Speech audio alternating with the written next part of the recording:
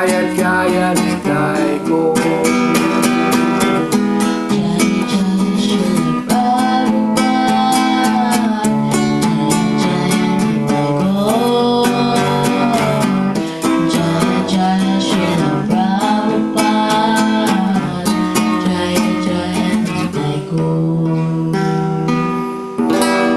Jaya Srila Prabhupada, Jaya Nitai Gaur, Haribol Namaste. Evening. Haribol. Haribol, thank you very much. Isaac, Cleo, and Krishna Dasi. Haribol. Haribol. I'd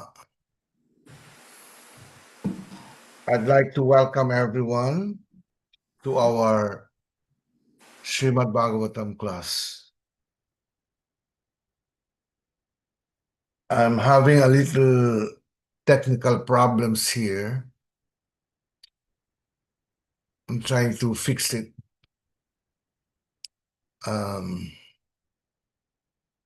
Let's see. There you go. Okay, let's all pray and offer our obeisances. Maom Vishnu Padaya, Krishna Prastaya Bhutale, Srimate Siddhaswarupananda, Paramahamsa Itinamine, Bhajashri Krishna Chaitanya, Prabhu Nityananda, Sri Advaita Gadadhar, Srivas Adigor Bhaktavrindam. Hare Krishna, Krishna Krishna, Hare Hare, Hare Rama, Rama Rama, Hare Hare. Om Namo Bhagavate Vasudevaya. Om Namo Bhagavate Vasudevaya.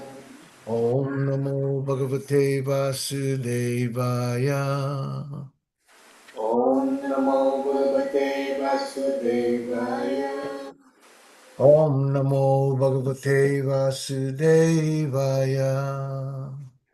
Om Namo Bhagavate Vasudevaya. Haribol, Haribol. Okay, thank you very much, the family of Isaac. Yeah, let me just.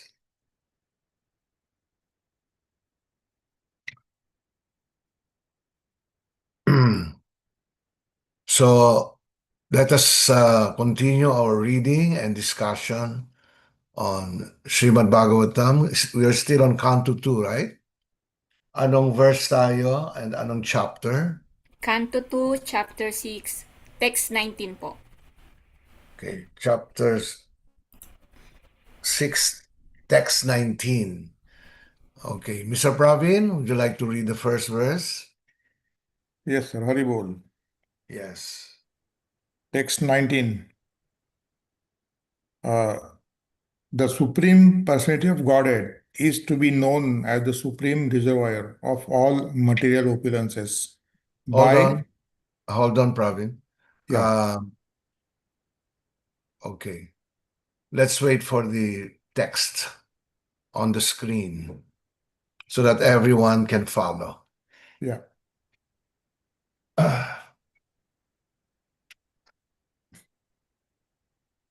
Okay. The Supreme Personality of Godhead is to be known as the supreme reservoir of all material opulences by the 1/4 of his energy, in which all the living entities exist. Deathlessness, fearlessness, and freedom from all anxieties of old age and disease exist in the kingdom of God, which is beyond the 3 higher planetary systems and beyond the material coverings. One of the total manifestations of the Samadhi energy of the Lord, Sandhini energy of the Lord, 1/4 is displayed in the material world and 3/4 are displayed in the spiritual world. The Lord's energy is divided into 3 component parts, namely Sandhini, Samvit, and Ladini. In other words, he is the full manifestation of existence, knowledge, and bliss. In the material world, such a sense of existence, knowledge, and pleasure is meagerly exhibited, and all living entities who are minute part and parcels of the Lord are eligible to release such consciousness of existence, knowledge, and bliss very minutely in the liberated stage, whereas in the conditioned stage of material existence, they can hardly appreciate what is the factual, existential, and cognizable and pure happiness of life. The liberated souls who exist in far greater numerical strength than those souls in the material world can factually experience the potency of the above mentioned Sandhini, Samvit, and Ladini energies of the Lord in the matter of deathlessness, fearlessness, and freedom from old age and disease. In the material world, the planetary systems are arranged in three spheres called Trilok or Swarga, Martya, and Patal, and all of them constitute only one-fourth of the total Sandhini energy. Beyond that is the spiritual sky, where the Vaikuntha planets exist beyond the coverings of seven material strata. In none of the Trilok planetary systems can one experience the status of immortality, full knowledge, and full bliss. The upper three planetary systems are called uh, Sattvic planets because they provide facilities for a long duration of life and relative freedom from disease and old age, as well as the sense of fearlessness. The great sages and saints are promoted beyond the heavenly planets to Maharlok, but that is also not the place of complete fearlessness because at the, at the end of one kalpa, the Maharlok is annihilated and the inhabitants have to transport themselves to still higher planets. Yet, even on these planets, no one is immune to death.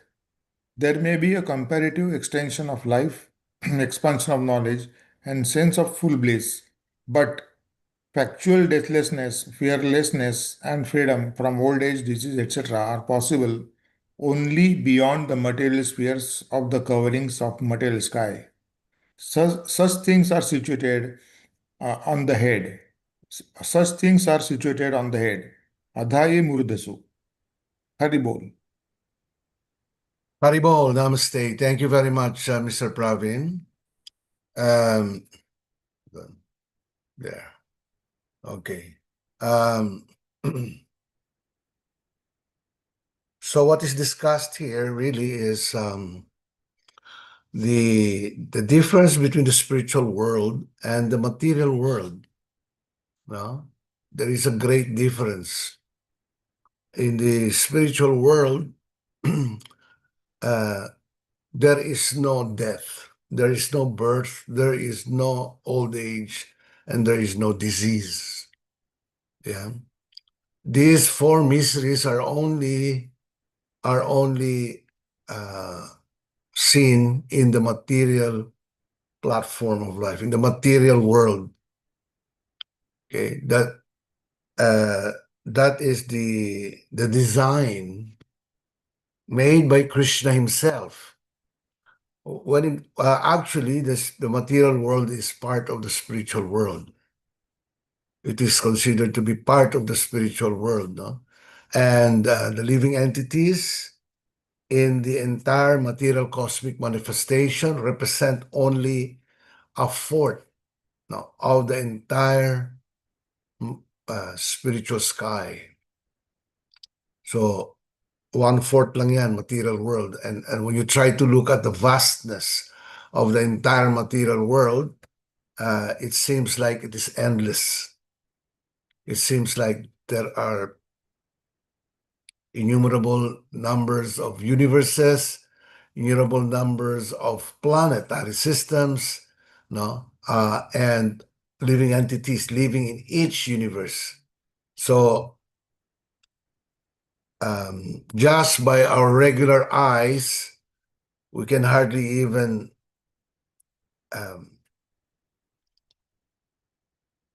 think how vast is the material world. It is so vast that our material minds cannot grasp it totally.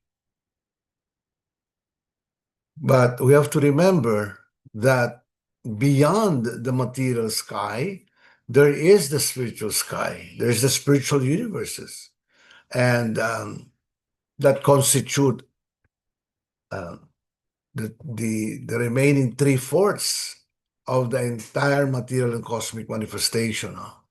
So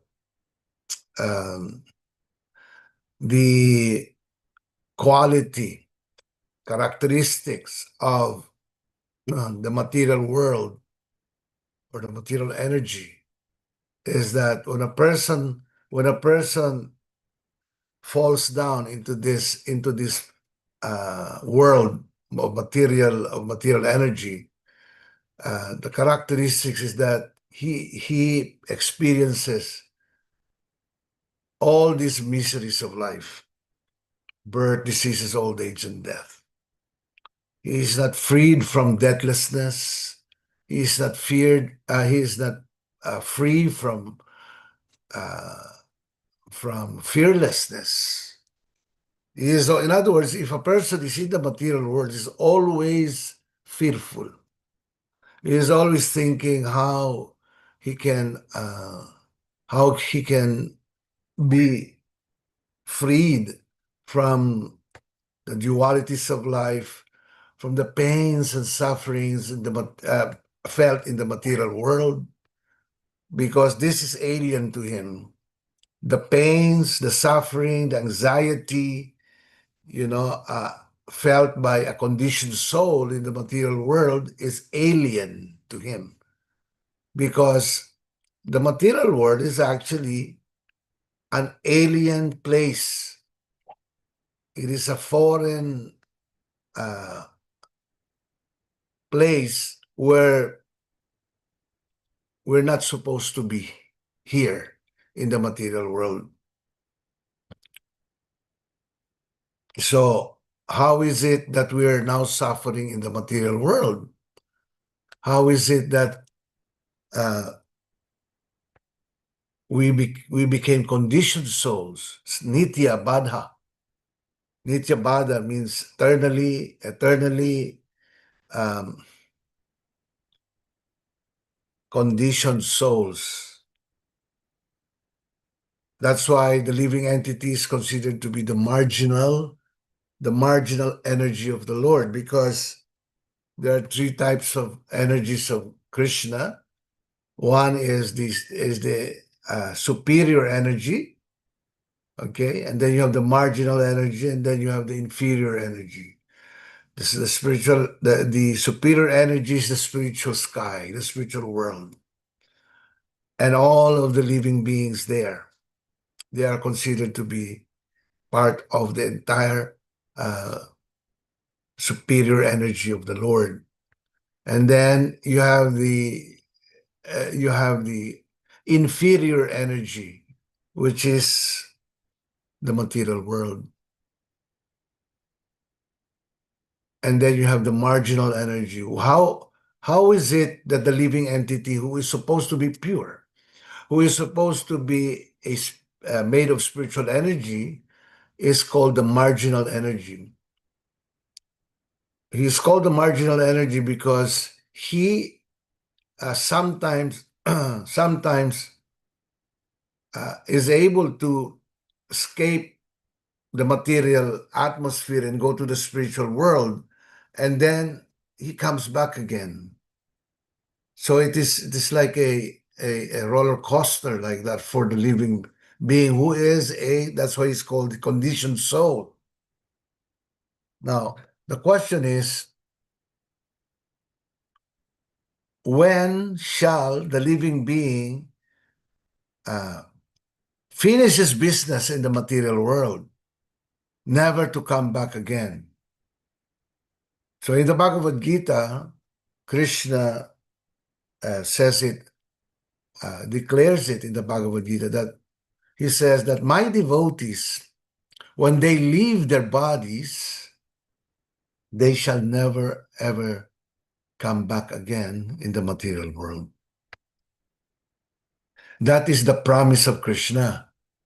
And that is the end of the so-called Nitya Bada of the living being. In other words, all the living beings in the material world are part of the Nitya Badas, or eternally conditioned souls. Why are they called eternally conditioned souls? Because they travel from one body to the other, from one planetary systems to the other, and sometimes they could even go to the spiritual world and then come back again. Which spiritual world is that? It is described in the Srimad Bhagavatam that the part of the spiritual world where they go is what is known as the Brahma Jyoti.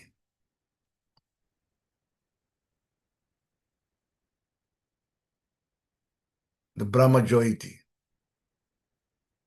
The Brahma Jyoti is part of the spiritual world. That is actually the atmosphere of the spiritual world. No? That is the atmosphere. And because in that condition, a person has not completely realized his spiritual identity.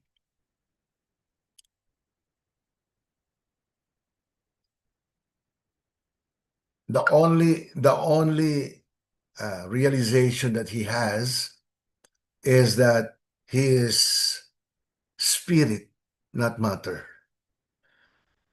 That I am made of completely spiritual energy and I'm not matter.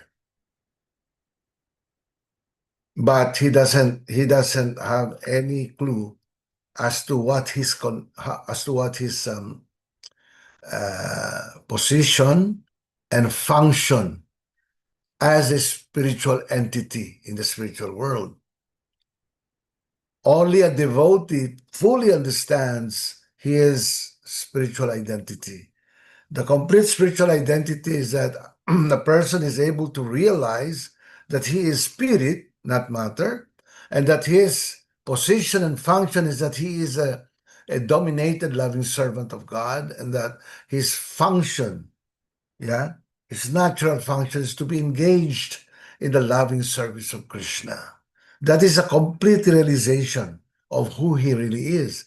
And therefore, if a person becomes fully aware of his spiritual condition, and serves the Lord in his life, even if he has been traveling from one body to the other in this world as Nitya Bada, but he totally understands now because he has met a bona fide spiritual master. He was able to receive the mercy and blessings of Krishna and Gurudev. Then and only then can he fully escape the material world and never to return into the material atmosphere. That is the end. And therefore he is able to realize and experience deathlessness, fearlessness, and complete freedom from the material world, from the material energy. Complete freedom from the material energy. Okay, so let's continue our reading.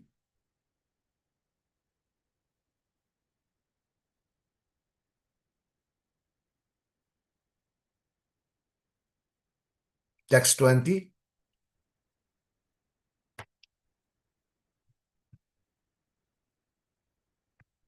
Table, Ma'am Shani. Haribol, everyone. Thank you. Haribo, Johnny, go ahead. Text 20. The spiritual world, which consists of 3/4 of the Lord's energy, is situated beyond this material world, and it is specially meant for those who will never be reborn. Others who are attached to family life and who do not strictly follow celibacy vows must be lived within the three material worlds. The climax of the system of Varnashram Dharma or Sanatan Dharma is clearly expressed here in this particular verse of Srimad Bhagavatam. The highest benefit that can be awarded to a human being is to train him to be detached from sex life, particularly because due to sex indulgence, only the conditioned life of material existence continues birth after birth. Human civilization in which there is no control of sex life is a fourth-class civilization, because in such an atmosphere there is no liberation of the soul encaged in the material body.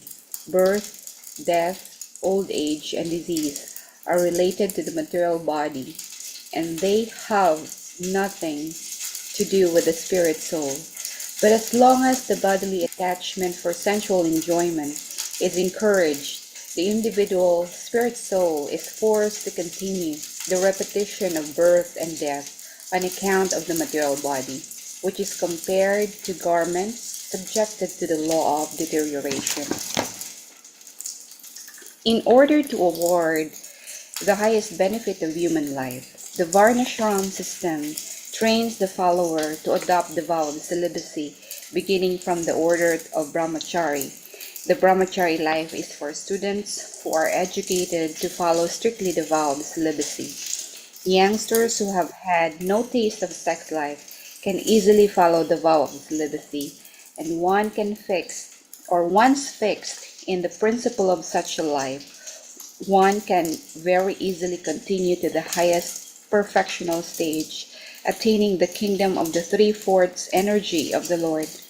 It is already explained that in the cosmos of the three-fourths energy of the Lord, there is neither death nor fear, and one is full of the blissful life of happiness and knowledge. A householder attached to family life can easily give up such a life of sex indulgence if he has been trained in the principles of the life of brahmachari.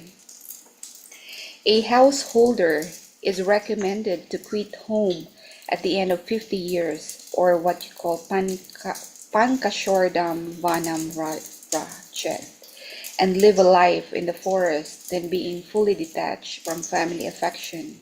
He may accept the order of renunciation as sannyas, fully engaged in the service of the Lord. Any form of religious principles in which the followers are trained to pursue the vow of celibacy is good for the human being, because only those who are trained in that way can end the miserable life of material existence. The principles of nirvana, as recommended by Lord Buddha, are also meant for ending the miserable life of material existence, and this process, the highest degree, is recommended here in the Bhagavatam, with clear perception of ideal perfection, although basically there is no difference between the process of Buddhists, Sankarites, and Sankarites. Vaishnavites. For promotion, thank you, sir. For promotion to the highest status of perfection, namely freedom from birth and death, anxiety and fearfulness, not one of these process allows the follower to break the vow of celibacy. Hold on.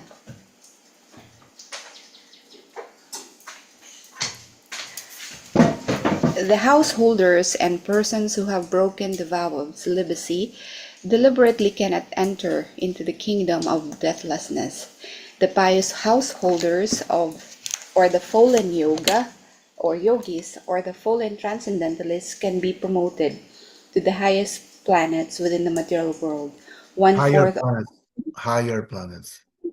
to the higher planets of within the material world, or one-fourth of the energy of the Lord, but they will fail to enter into the kingdom of deathlessness. Abrad Varatas are those who have broken the vow of celibacy. The Vanaprasthas, or those retired from family life, and the sannyasis, or the renounced persons, cannot break the vow of celibacy if they want success in the process. The brahmacharis, or or the brahmacharis, vanaprasthas, and the sannyasis do not intend to take rebirth or aparaja, nor are they meant for secretly indulging in sex life. Such a fall down by the spiritualist may be compensated by another chance of human life in good families of learned brahmanas or rich merchants for another term of elevation. But the best thing is to attain the highest perfection of deathlessness as soon as the human form of life is attained. Otherwise, the whole policy of human life will prove to be a total failure.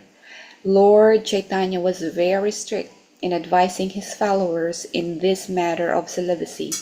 One of his personal attendants, Chota Haridas, was severely punished by Lord Chaitanya because of his failure to observe the vow of celibacy. For a transcendentalist, therefore, who at all wants to be promoted to the kingdom beyond material miseries, it is worse than suicide to deliberately indulge in sex life, especially in the renounced order of life. Sex life in the renounced order of life is the most perverted form of religious life, and such a misguided person can only be saved if by chance he meets a pure devotee. Haribol Namaste po. Thank you. Haribol Charni, thank you very much. So very important here that we are advised to, like if we want to become free from the material concept of life, and we want to reestablish our loving relationship with Krishna and be able to be transferred to the spiritual world, that according to Srimad Bhagavatam, one has to strictly follow the vows of celibacy. And that is the reason why, there is what is known as uh, the spiritual path, no, to uh, spiritual life, and that is brahmachari or student life, and then you have the kshatriya. No, you have the householder life, girhastra, and then after girhastra, um, you you may if you reach a certain age, you may decide to be a vanaprastha, retired order of life. And after such time as a vanaprastha, you uh, you become a sannyas, or the renounced order of life. Now, these are the rules. These are the rules of spiritual life. In other words, if a person doesn't come to the point of being disengaged in his sexual activities as a devotee of God, he may not be able to get transferred to the spiritual world, according to Srimad Bhagavatam.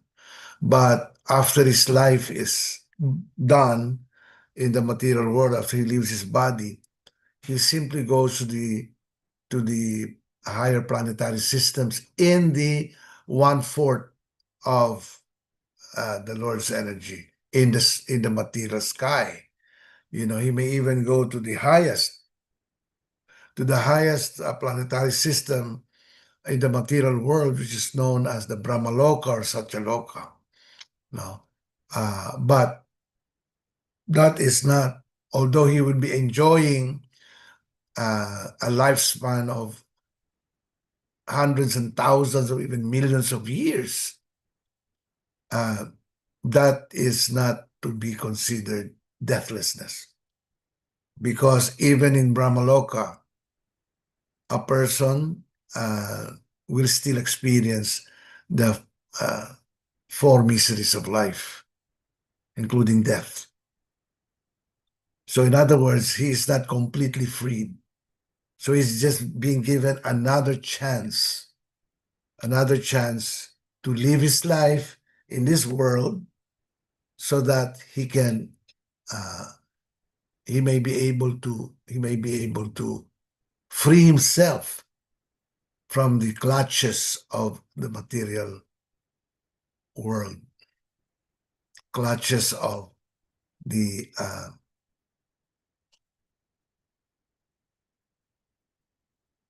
material nature. Once a person is trapped in the material world, he is actually suffering from the clutches of material nature, specifically the threefold miseries, and also the four miseries of life. Yeah. So he then goes from one body to the other, jumping from one body to the other like that, even jumping from one planet to the other in the material world.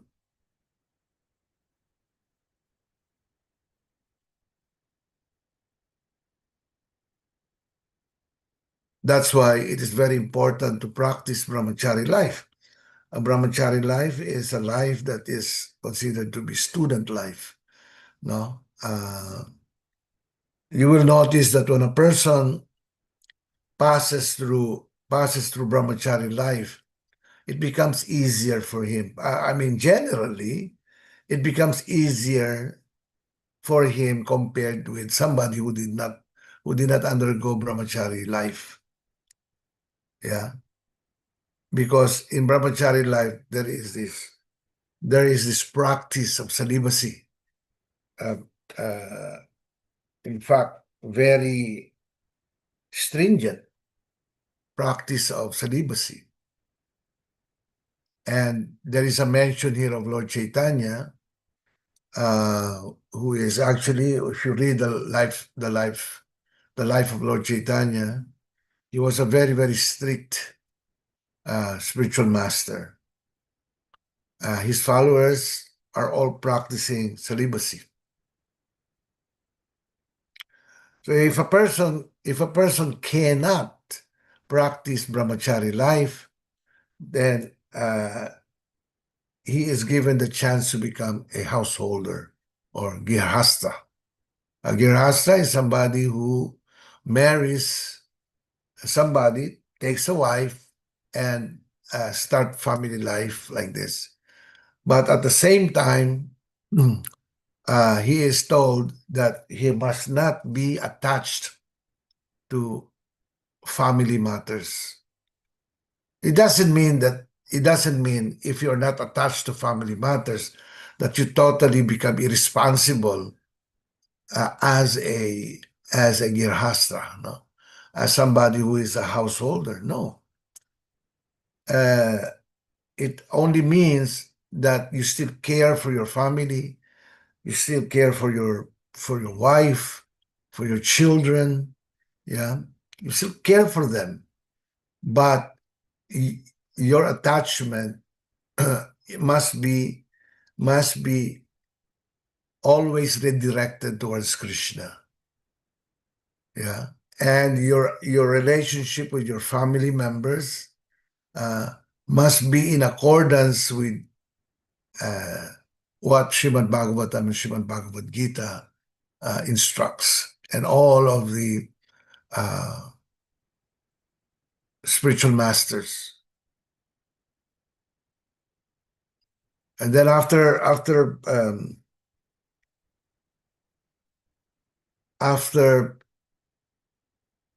living a life of a householder, a person can accept what is known as vanaprastha, or a retired order of life. Usually, when a person reaches the age of 50 or 55, like that, then he accepts the role of a vanaprastha or retired order of life. In the world today, I think the general consensus is that in every country, a person is retired when he reaches 60. When he reaches 60. retirement means that you stop what you're doing as a family man. If you're working for the material upliftment or financial upliftment of your family, yeah, then you have to consider retiring at that age.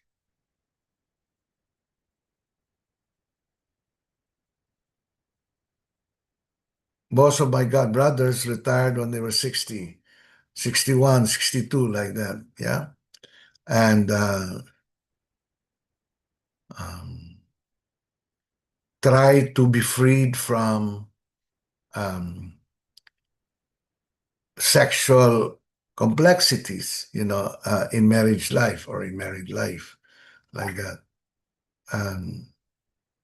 Because that is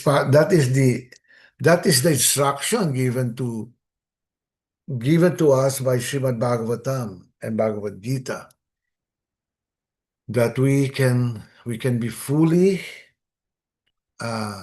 be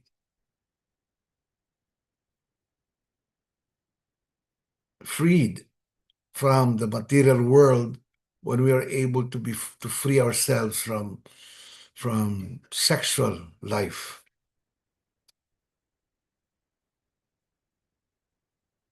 Now, I know for many, this is very, very hard, very difficult to achieve. No?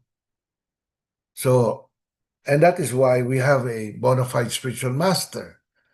And whatever our spiritual master tells us or instructs us, we simply have to follow that.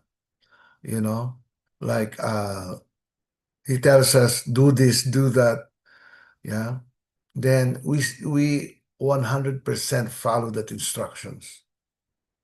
In other words, we don't try to be independent of our spiritual master's instructions, because it is through him that a disciple or a student is able to transcend the material world and go back to Krishna at the end of one's life. So whatever those instructions are, you just simply have to follow that very rigidly.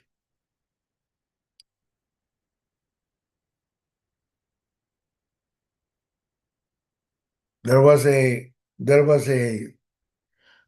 disciple of Lord Chaitanya Mahaprabhu. His name was Chota Haridas. This Chota Haridas was actually a very, very nice kirtan leader. He was a very, very nice kirtan. He's got a very, very nice voice, kirtan leader, but he was a brahmachari, and he fell into the grip of Maya. Some women friends started to like talk to him, and he totally forgot his identity. No, totally forgot his identity as a disciple of Lord Chaitanya Mahaprabhu. And when Lord Chaitanya knew about this, he was severely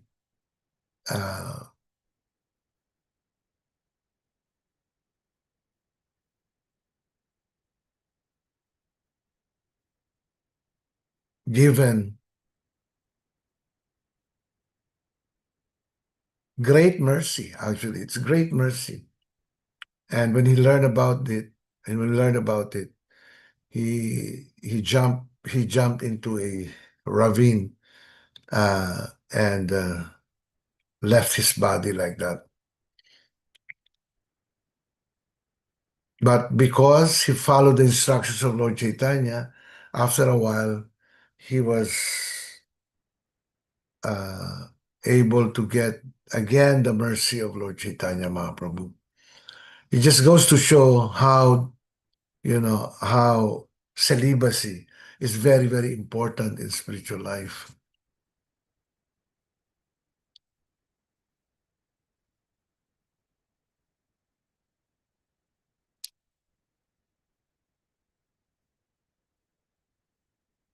Although right now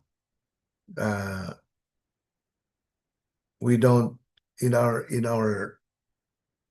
organization we don't practice the sannyas orders. Sannyas means the renounced order of life, because it's actually a very dangerous situation when you're in the sannyas stage of life and then you break the celibacy laws. There is a severe situation that will happen to you, you know. So Srila Prabhupada, our beloved spiritual master, he has not given sannyas initiation to his disciples. He has given Brahmana initiation, but not sannyas initiation. Yeah. So there are many Brahman initiated disciples, but I have yet to hear one person who got initiated as a sannyas in our organization, because of our spiritual master, who understands everything, who truly cares for our spiritual life like this. So the secret to spiritual success, would you know the secret of spiritual success? Anyone? What is the secret of spiritual success?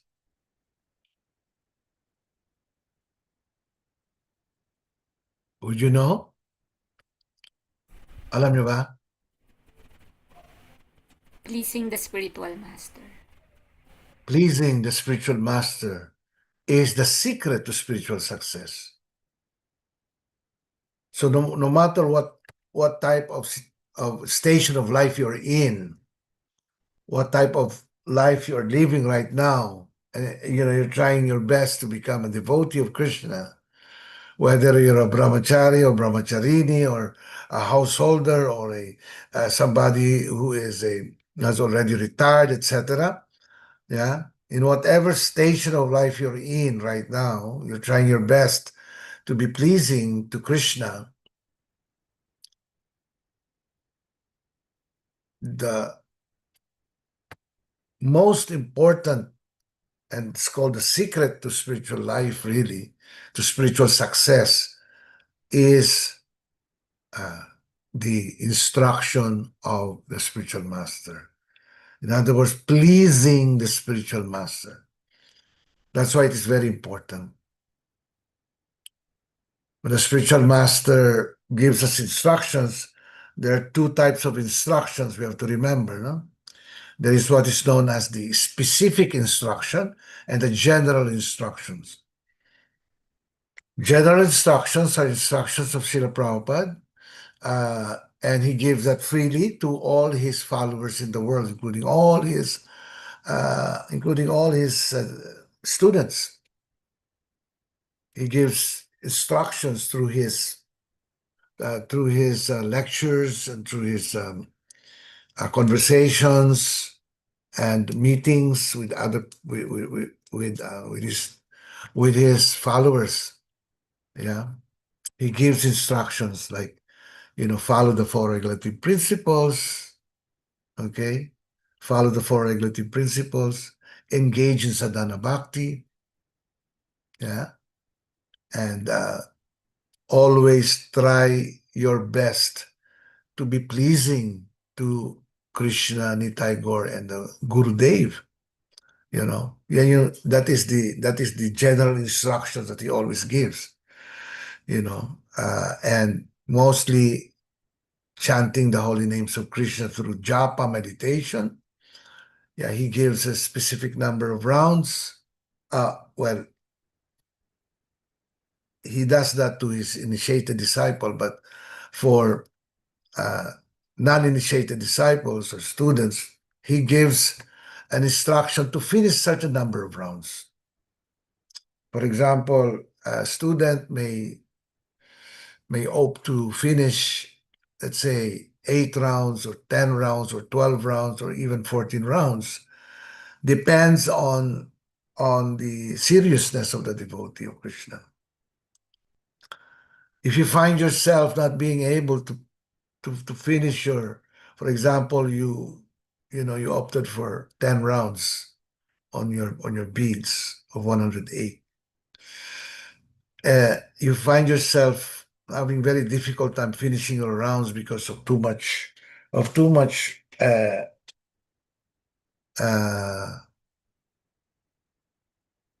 responsibility, material responsibility, then you can lower it down to 8 or 6. You just have to pray to Krishna, pray to Srila Prabhupada, and promise to finish your rounds in a lower number of rounds per day. Unlike an initiated disciple is given a specific number of rounds. You chant this number of rounds. So when you get initiated by Srila Prabhupada, he gives you beads, tells you you have to chant this number of rounds. So for myself, I was given 14 rounds a day. And, so it's actually an offense if I don't do it. If you're given instruction by the spiritual mother and you're a disciple, yeah, it becomes an offense if you don't finish it, if you don't follow the instructions given to you. So you must really follow such instructions, especially in chanting your rounds. Sometimes you fail to finish the number of rounds that he gave you.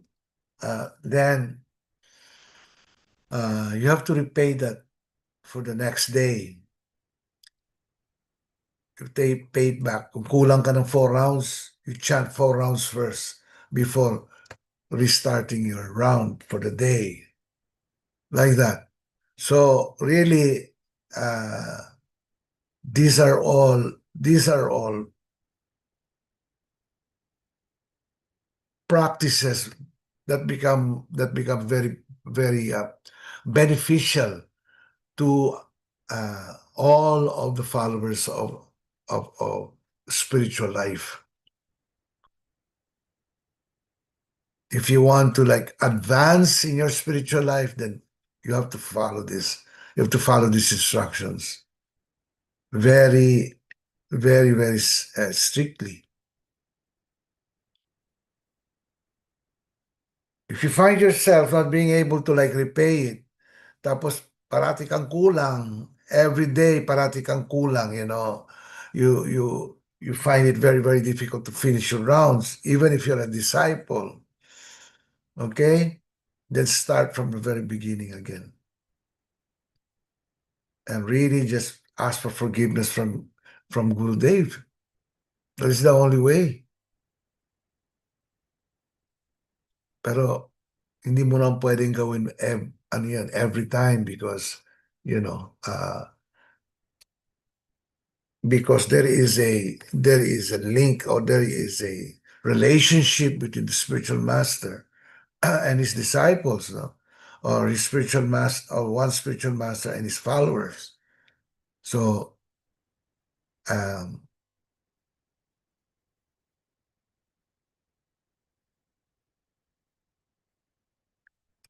in other words, you cannot always go back to and ask for forgiveness like that. Kasi nakakahiya. Mahiya ka. Nakakahiya yun. Di ba? And that will actually that will actually help you advance in your spiritual life if you sincerely follow the instructions of Guru Dev, like that. Okay, so let's read furthermore.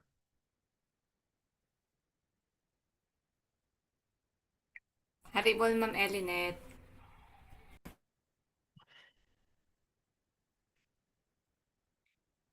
Haribo, Namaste. Text 21. By his energies, the all-pervading personality of Godhead is thus comprehensively the master in the activities of controlling and in devotional service. He is the ultimate master of both the science and factual knowledge of all situations. The word Vishwan is significant in this verse. One who travels perfectly in every field of activity is called Purusa or Setrajna. These two terms, Setrajna and Purusa, are equally applicable to both the individual self and the Supreme Self, the Lord. In the Bhagavad Gita 13.3, the matter is explained as follows. Setra means the place, and one who knows the place is called the Setrajna. The individual self knows about his limited field of activities, but the Supreme Self, the Lord, knows about the unlimited field of activities. The individual soul knows about his own thinking, feeling, and willing activities, but the Super Soul or the Paramatma, the Supreme Controller, being present everywhere, knows everyone's thinking, feeling, and willing activities. And as such, the individual living entity is the minute master of his personal affairs, whereas the Supreme Personality of Godhead is the master of everyone's affairs, past, present, and future. Bhagavad Gita 7:26. Only the ignorant person does not know this difference between the Lord and the living entities. The living entities, as distinguished from incognizant matter, may be qualitatively equal to the Lord in cognizance, but the living entity can never be equal to the Lord in full knowledge of past, present, and future. And because the living entity is partially cognizant, he is therefore sometimes forgetful of his own identity. This forgetfulness is specifically manifested in the field of the Ekapad Vibhuti of the Lord, or in the material world. But in the tripad Vibhuti field of actions, or in the spiritual world, there is no forgetfulness by the living entities who are free from all kinds of contaminations resulting from the forgetful state of existence.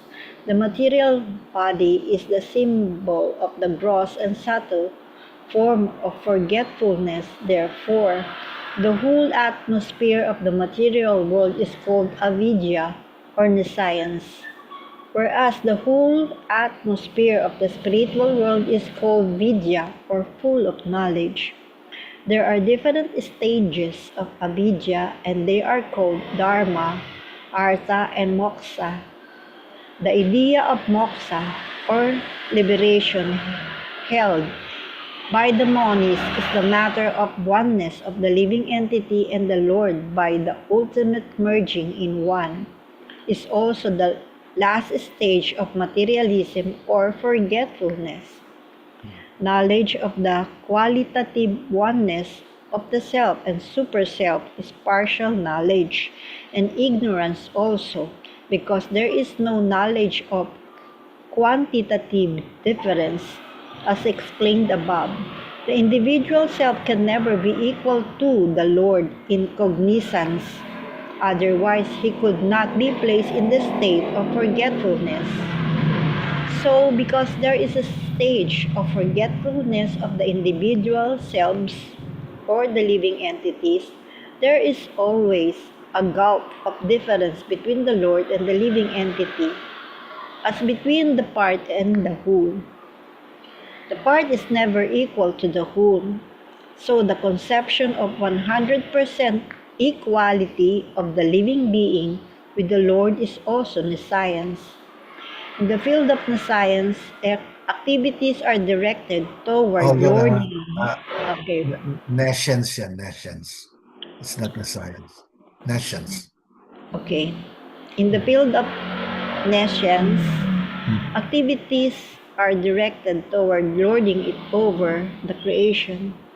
In the material world, therefore, everyone is engaged in acquiring material opulence to lord it over the material world.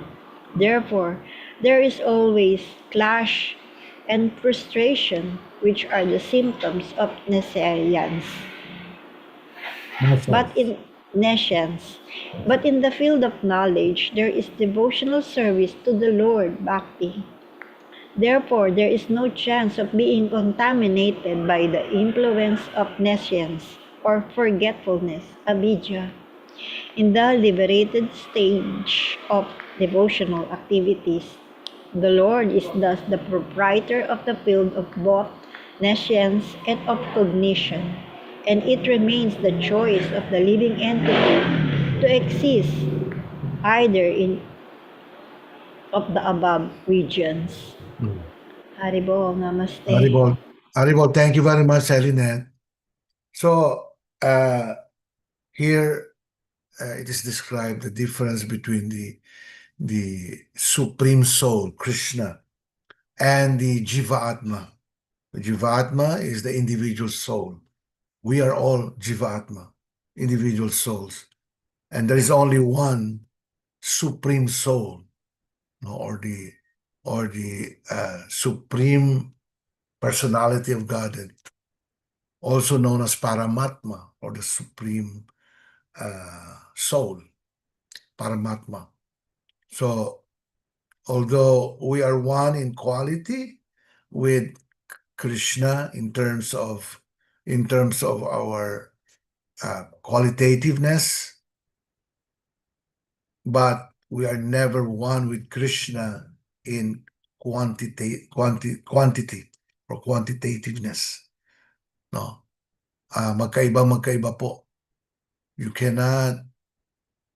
cannot equate the sunshine with the sun globe, because the sunshine is simply a manifestation of the sun globe. So you cannot say that the sunshine is the sun globe, because every day we experience the sunshine all around us, right? And we are, we never get burned. So if the sunshine were the same as the sun globe, in quantity, we will all die. We will all be burned into ashes. If you said that the sunshine is comparable to the sun globe, no, it's not. So similarly, Krishna can be compared to be the sun globe, and we compared to be the sunlight or the sunshine. Okay, and we are never the sun globe. There is only one sun globe, and that is Krishna. So the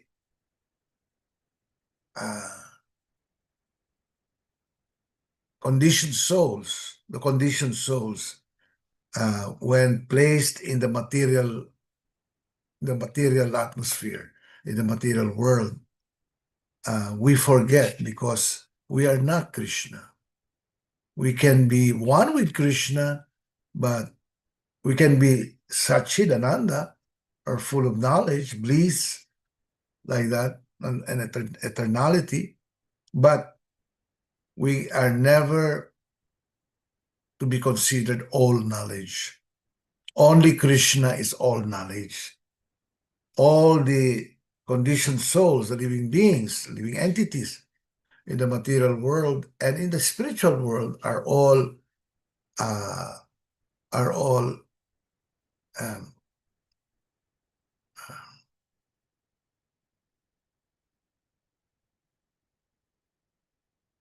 inferior than Krishna. We are all inferior in terms of quantity. Inferior po tayo lahat. Okay? So, and this is the reason why when we fall in the material world, there is a tendency for us to forget our real situation, to forget our real identity. So we come here, we get captivated and controlled by Maya or the three modes of material nature, and we forget our natural condition of being spiritual by nature.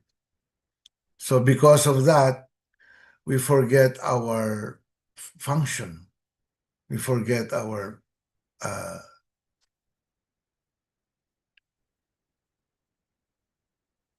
situation as a servant of Krishna, servant of God. Yeah, and we start to act as if we were God, as if we were Krishna, as if we were the controller. And that is the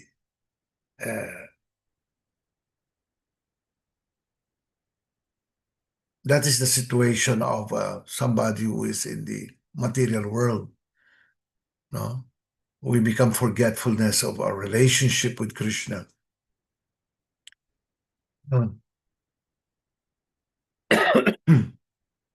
So that is the difference. Krishna doesn't forget. Krishna is always cognizant. He is ever cognizant of his identity, of who he is. No? Also, the great difference between Krishna and us is that while we are only cognizant, we're also cognizant, but compared to Krishna, we are nothing. Because we are not all knowledge, right? So the great difference is that we are only cognizant of our own activity, our willingness, our actions, like that, and our own existence. We are limited to this body only. That's why we cannot know the feeling, the willingness of another person, because we are only limited to our own feelings and willingness and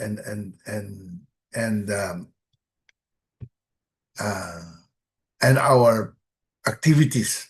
We are only limited to our own. Itong body lang natin. But Paramatma, Krishna, is different. Krishna, although he is also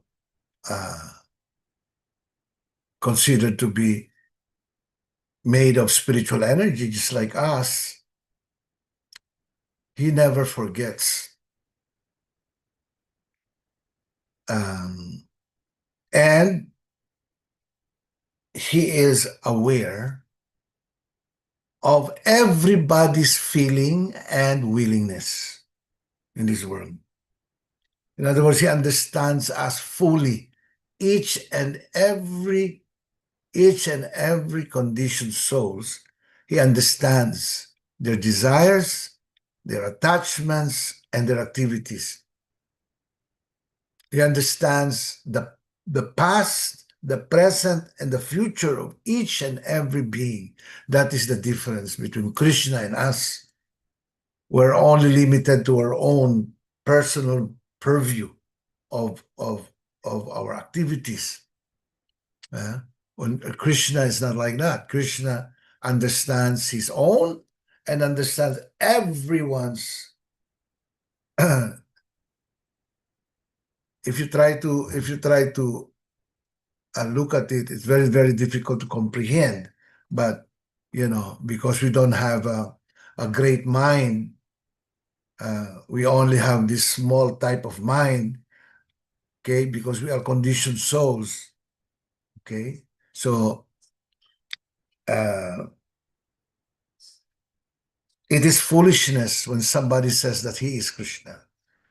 The teachings of the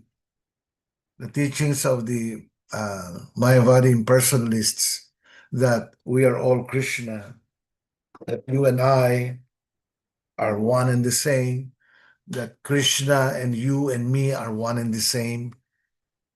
This is foolishness. This is a mistake, a great mistake, because we can never be equal to Krishna. Can never be equal to Krishna.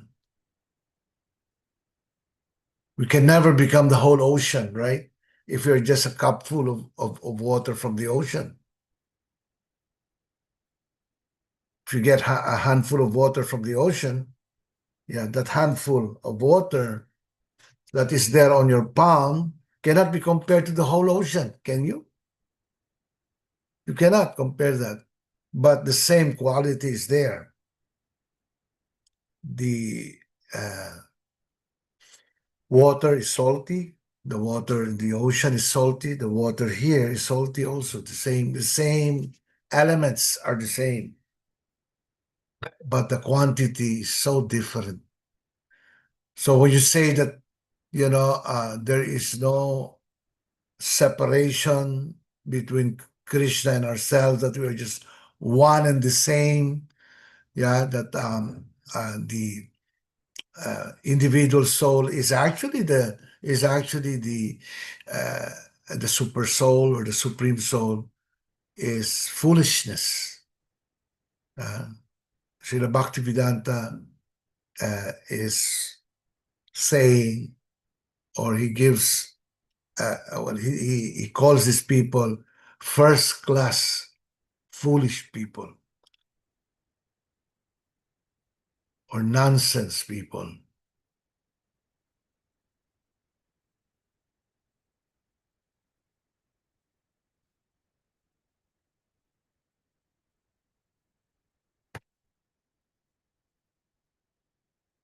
Ay, nasobra na tayo sa oras. Do you have any questions? May question kayo?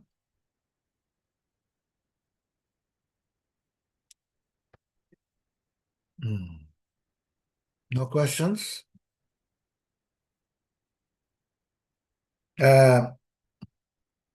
Rhea, who is our exit kirtan leader? Haribol, Ma'am Elenet. Pwede po kayo mag-closing kirtan. Si Elinet. Okay. Yes, yes. Haribol. Haribol.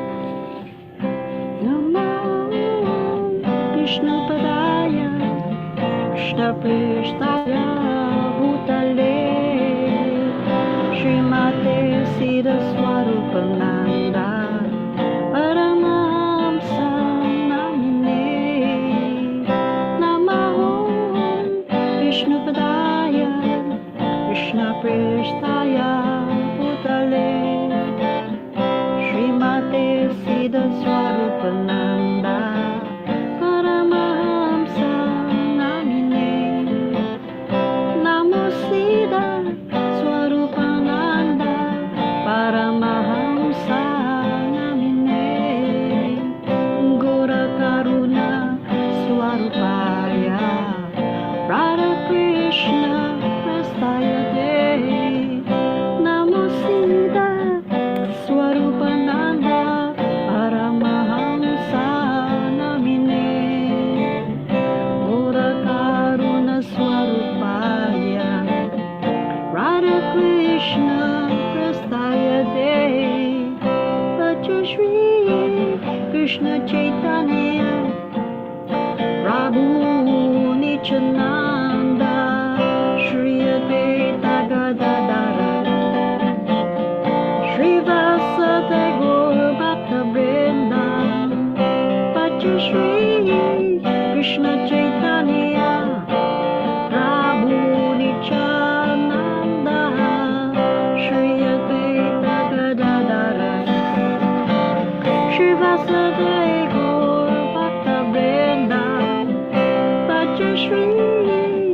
Krishna Chaitanya, Prabhu Nityananda, Shri Advaita Gadadara, Shri Vasudeva Gaur Bhakta Vrinda, Hari Bol, Nitai Gaur, Nitai Gaur, Hari Bol, Hari Bol, Nitai Gaur, Nitai Gaur, Hari Bol, Hari Bol, Nitai Gaur, Nitai Gaur, Hari Bol, Hari Bol, Nitai Gaur, Nitai Gaur, Hari Bol, Hari Bol, Nitai Gaur, Nitai Gaur, Hari Bol,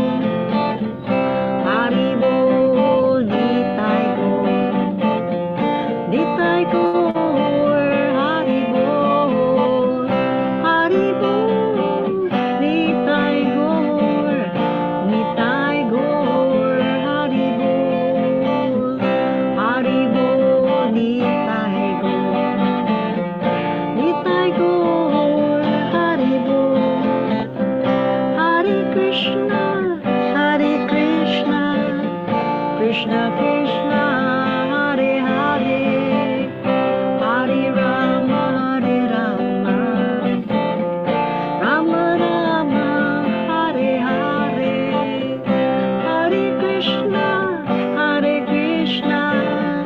Krishna Krishna, Hare Hare, Hare Rama, Rama Rama, Hare Hare, Hare Krishna, Krishna Krishna, Hare Hare, Hare Rama, Rama Rama, Hare Hare, Hare Krishna, Krishna Krishna, Hare Hare, Hare Rama,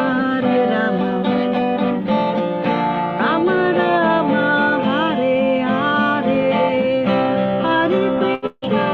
Hare Krishna, Krishna Krishna, Hare Hare, Hare Rama, Rama Rama, Hare Hare, Hare Krishna, Krishna Krishna, Hare Hare, Hare Rama, Rama Rama, Hare Hare, Hare Krishna, Krishna Krishna, Hare Hare, Hare Rama, Rama Rama, Hare Hare, Hare Bol, Nitai Gaur, Hari Bol, Hari Bol, Nitai Gaur, Nitai Gaur, Hari Bol, Hari Bol,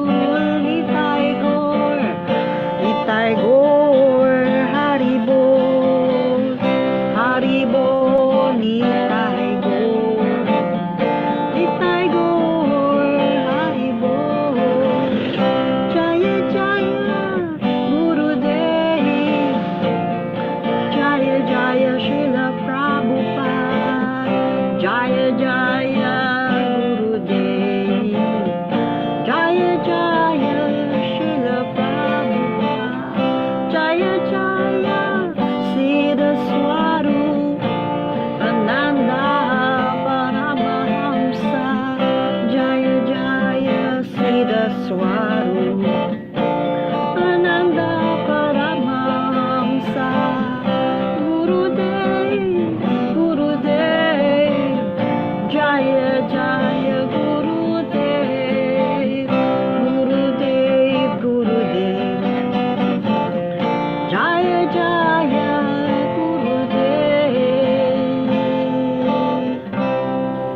Haribo, Haribo. Salamat po. Haribol, maraming salamat, Elinet, for the wonderful exit kirtan. I would like to thank our admin, si Rhea. Thank you very much, Rhea. And our co-admins, Janner, with his family, Mina and Kalki. Thank you very much sa inyo. Salamat, sir. Haribo. Haribol, Krishna Krishna. Kalki, si ano pala, si Janner, I'm gonna call you up tomorrow. Yeah, meron akong sasabihin tungkol sa video. Okay, so Okay po, sir. anyway, Hare Krishna. yeah, I will ask you to do something. And also I would like to thank all the readers. Yes, Praveen, Mr. Praveen, Elinet, sino pa ba? Parang nawala na Sharni. ata. Ha? Ma'am Sharni po. Yeah, but is Shani still here? Parang Baka pumasok na po yata sa work. pumasok na sa work, ano? Yeah, anyway, and all the participants, all the participants of this class, thank you very much sa inyo. And tomorrow I'm traveling again. I'm going to General Santos City, and Tupi. So we will not have a Srimad Bhagavad Gita class. George, can you make an announcement of that, please, for tomorrow? Okay po, sir. Yeah, please. Thank you very much. Yeah, over to you, Rhea. Over to you. Thank you very much din po, Sir Radha. Thank you, Sir Isaac and family for the opening kirtan, Ma'am Elinet for the closing kirtan, Sir George for co-hosting, at sa lahat ng readers at umattend po sa atin. Haribol Namaste, Jaya Gurudev Krishna. Haribol. Haribol, Mr. Praveen, maraming salamat. Maraming salamat po. Good night everyone. Haribol, signing off po. Okay. Jai Krishna, Haribol.